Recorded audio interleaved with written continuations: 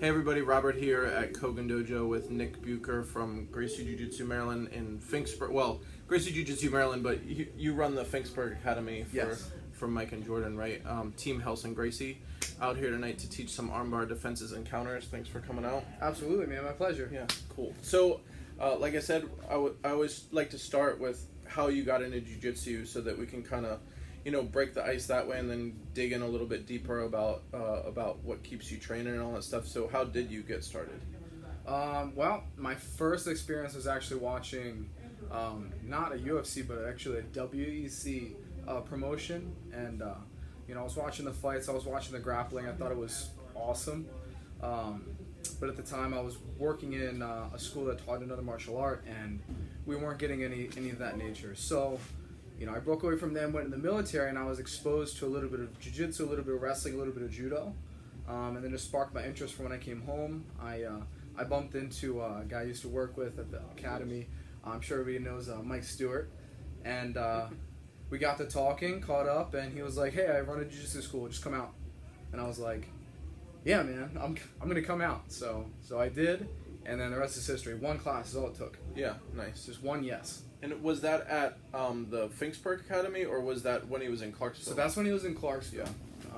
I went out there for a while, met Kyle Spendiff, got to catch up with Jordan, met Tony, and Relson out there. I was actually there for his last seminar at that Clarksville spot. And it was Pedro Sauer? No, there was actually one after that where I got promoted to blue, and then we moved to Finksburg, and then the rest is history. I mean, we got Columbia, Finksburg. We're thinking about a third school in the next couple of years, I'm sure. Yeah. But it's been really great, man. Yeah, that's awesome. The seminar before that, when Pedro Sauer and Relson were both at the Clarksville school, that was the first time that I ever met Mike, the first time that I was ever out there. And it was cool to see how different Pedro Sauer and Relson are. Yeah. Because we started out under Pedro Sauer at a different school, and I was used to him, and then to see Relson, Relson's like, and then you pull him down to the floor and you choke him, and Pedro Sauer is like, and then you gently, right. get him in a position where he chokes himself, But yeah, it's cool to. Yeah, he's he's a character, man. He's a character. I love it. Every time he comes out, he's a funny guy. He keeps you in stitches for sure. Yeah. So yeah, and I know I was just looking through some of your Facebook stuff, looking for some pictures and stuff for the class tonight, and I saw when Holland was out last time that you had posted that it was the best seminar that you'd ever been to, and I was curious why Holland puts on a great seminar, and one of the things that we had to do before we joined the association, before we opened the school, was to meet with Holland and talk to him about why we wanted to be under Relson and why we wanted to open a school and things like that. So what was it about this seminar with Holland this time that was so amazing that it kind of stuck out that much? Honestly, when you train, you go day to day, and there will be days where you go to class and either what's covered or the pace of the class or just however you're feeling during the day, you're not going to want to be there, and you're not going to really get as much out of it as you could. But on the day of that seminar, I had just been going through some very emotionally, mentally tough times, and that paired with just the incredible amount of positive energy that Holland puts off. The way that he explains things clicks really well for me, and it just so happened that the material he taught were all really phenomenal things that were very big holes in my game that I had questions to, but I didn't know it. So it was sort of like the perfect storm of a seminar, a person, a message, all rolled into one, and it just really made it a phenomenal experience. Yeah, I appreciate it a lot. Yeah, that's good. Holland's always amazing, and I think you touched on something that's really important, that jiu-jitsu is a lot more than just self-defense and learning how to fight and all that stuff. That whatever was going on in your life at that moment, that day, you come into class and you leave feeling better. Exactly. And it's transformative, in a very personal way. I mean, is that one of the reasons you've stuck with jiu-jitsu since that first class? 100%. It keeps me sane. Otherwise, I'm even more all over the place than I already am now. So like jiu-jitsu, even though it keeps me up at night for a little bit because my endorphins are going from the good rolls, I sleep better. It de-stresses me. I loved it so much that it's my career right now. And I couldn't thank jiu-jitsu enough. I couldn't thank Mike enough. And just one step in front of the other is something that I learned, and a phrase that I heard when I was in the military. And then it translates to life. And then when life was getting tough, jiu-jitsu hopped in. And then it was just like, yeah, so it's one foot in front of the other. It's just one new thing. And then in jiu-jitsu, when you're hooked, because you will get hooked, it's one move after another, one decision. So it's really good 24/7. Yeah. If you can do jiu-jitsu every day, you should do it. Yep. And yeah, even when you need to rest, even when you need a break, still show up and watch and modify your training. And learn. Yep. Modify your training. I mean, there was a couple of months where I was training every day, sometimes twice a day, and I did this for like 5 or 6 weeks. And then, even though I was in great shape and I was fueling my body, I still shut down. I felt terrible. So one thing that really stuck with me is like, unless you're training for a tournament or a fight or something of that nature, the 3-day-a-week rule, in the beginning, is great because, Monday, Wednesday, Friday, you class, rest. It's also not just rest, but it's also what? Digest. Yeah. And that's true. People get overwhelmed with all the information that they're getting, and then like, how am I going to remember all this? But if they take a break, let their body come back, they'll be able to keep the same pace for much longer. And that's really good for your confidence. Yeah. Being able to keep up. Longevity is a big factor. Yes. Don't burn yourself out. Don't get hurt, early. Don't, all that kind of stuff. And that digestion piece is huge. I didn't even really think about that. But that we get so much thrown at us on any given day and any given class that it becomes easy to think that more techniques is what jiu-jitsu is about, when in fact getting better at sort of how you express the techniques is more of what jiu-jitsu is about. Absolutely. And it's also something to be said about people who, like, let's just say, high-level gentlemen and ladies that do seminars. You can get great information about a seminar that's only about 3 moves, but you can also get the same level of value out of something that's like 10 moves. But what you need to be able to do is just draw out what you need. Yeah. Because you can't latch on to all of it. So you need to be picky and choosy about what you can digest, and then just hold on to it like it's gold. Yeah. And then it'll become part of you. And especially with seminars, go to seminars with groups of people and try to remember it as a group and come back and kind of download. Actually, we were talking about this before John Danaher and Gordon Ryan came to the Columbia School, that if enough of our instructors went to the seminar knowing that it was going to be way too much information, several hours on leg lock, several hours on back mount, that if enough of the instructors from our school went there, that we could come back to the school and each one of us had the responsibility of remembering some of it and then download that as another seminar in our school to the students and almost to each other. Like if you remember the leg lock part and I remember the back mount part or some pieces of it, then we give that to each other. The whole group gets smarter. That's what it's all about. Yeah.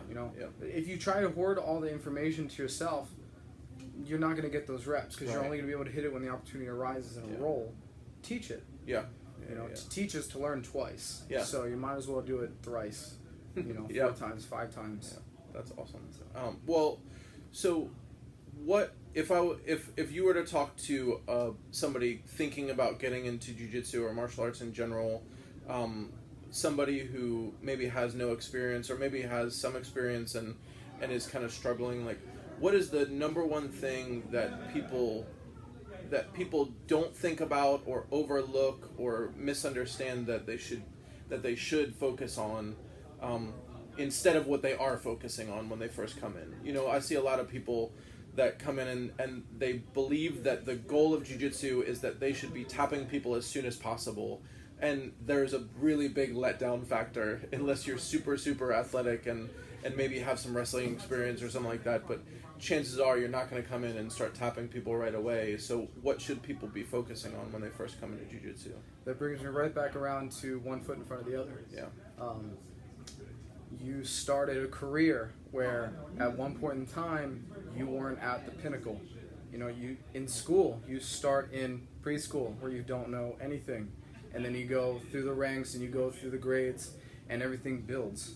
So anything that's worth doing, you still have to start it. It could be the best thing in the world to do, but if you don't do it, you're not going to get better. You're not going to reap the benefits. Yeah. So if you don't know if it's for you or not, how are you going to know but try? You have to try. You know, otherwise nobody would ever be skydiving. You know, somebody had to try it. Somebody had to be crazy enough. Jiu-Jitsu's not crazy, right? Jiu-Jitsu is a smart thing to do. So just take the leap. Just try it. It could be the next best thing in your life. Well, and so along those lines, when somebody is training, what have you found is maybe something that you learned along the way that you wish that you had known earlier about how to train? Like drill more or roll more or, you know, more conditioning, you know, along those lines? Honestly, I think it goes along with your personality, because some people's personality is go, go, go. So they're, you know, at least in my experience, the people who are go, go, go, oftentimes they gain the most and retain the most when they can take it to action as fast as possible. Other people who are more reserved, they like to take their time, so you need to give them a little bit more explanation. They're going to have to ask some questions, and they're going to have to drill a lot. Good, that's how they learn, that's what they should do. You know, the list goes on and on. I mean, somebody who is like me, where I need to not just be told how to do it, but sometimes like physically walk through what my body needs to do in order for me to remember something. Sometimes it's a painful process, but at least now I realize after training for a while, that's what needs to happen sometimes.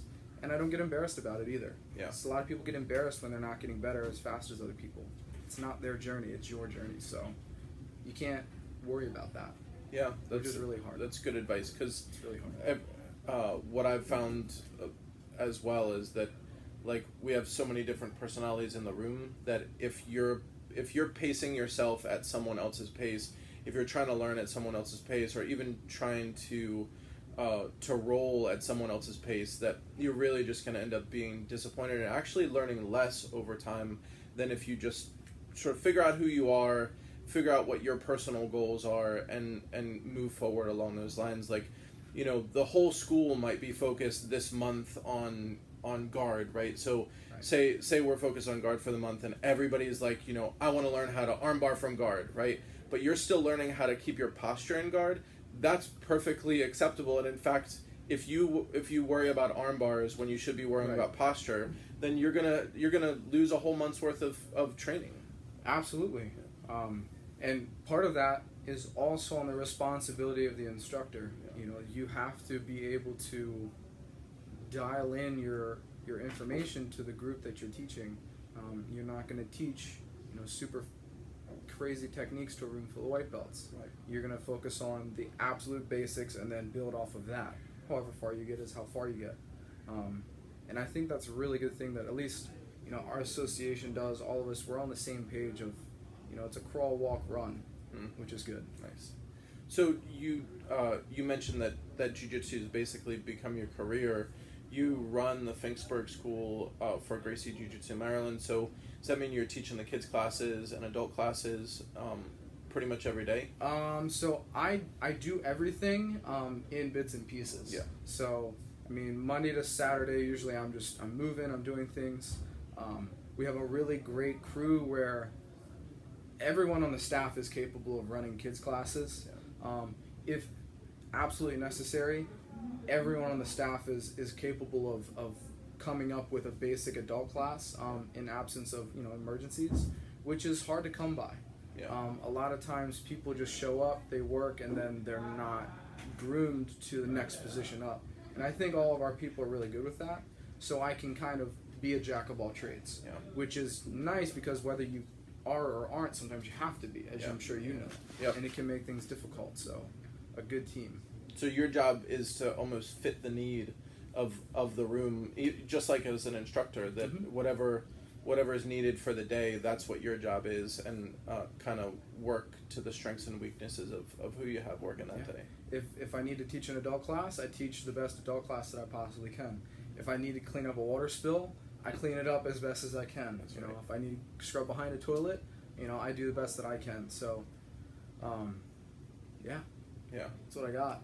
Yeah, that's awesome. Well, so what would you tell someone who hasn't, who's maybe been thinking about doing martial arts, doing jiu-jitsu, but just hasn't taken that next step? Like maybe they're interested in it for self-defense or for, for fitness, or just as, like you were referencing earlier, like a personal therapeutic activity.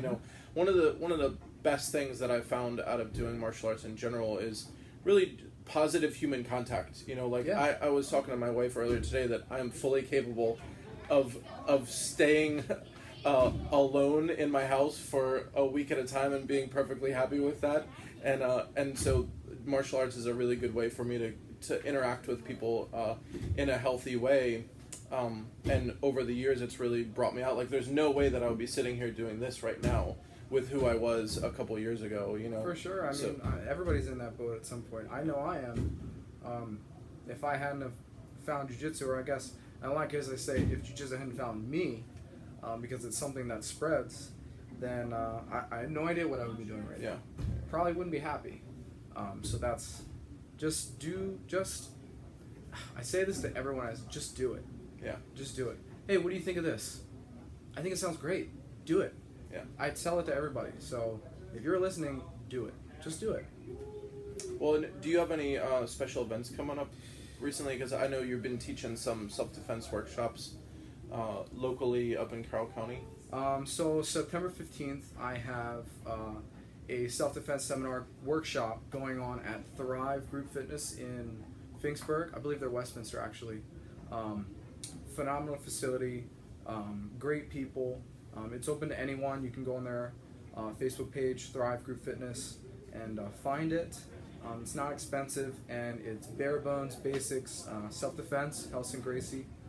And we had a ton of fun last time, and we're going to be doing it seasonally. So if you missed this one, shame on you, but you can make the next one. Nice. And you guys are still in the process of building out the new facility in Finksburg? Yeah, so things are moving along. I think right now we're at the last quarter of it coming together. I see people in there working all the time, so closer and closer, one foot in front of the other. A lot more mat space. Three times the mat space. Private training room. Oh my goodness, it's going to be awesome. Yeah, it's exciting. So for anybody that doesn't know, go to realjujitsu.com. If you're out in Carroll County or in Howard County, the location in Columbia has 7,000 square feet of mat space. The location in Finksburg is about to triple in size. We're out here in Severna Park just getting started, but we're doing, we're killing it. We have amazing students that have been supporting us from day one, amazing instructors, and there's no way that we're not going to outgrow the space at some point.